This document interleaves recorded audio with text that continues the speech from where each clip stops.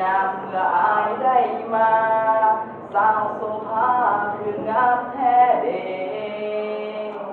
อายนี่ลงหักแต่เสียดายที่อายบ่เทหน้าตาคิเลแต่แอบหักมักสาวหมอซอลองแขวงใดนอ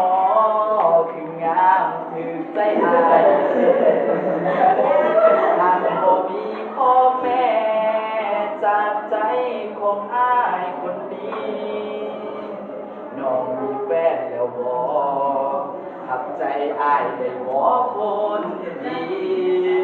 แอบหักน้องอินลีอยากได้น้องมาเป็นแฟน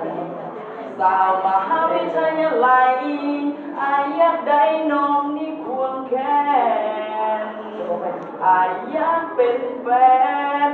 น้องกล้าสิว่าจังใดหลงหาคนดีตั้งแต่ราสาวไว้อายเบาจากใจอยากได้เป็นเจ้าของน้องนาได้เป็นแฟนอายขอสัญญาจะหักแต่กันดาวเที่ยวกับยืนใดพอแต่น้องคนดีหักใจอายคนนี้เข้าไปเข้าไปอยู่ในใจ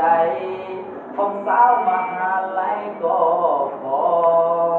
เข้าไปอยู่ในใจของสาวมหาลัยคนงาม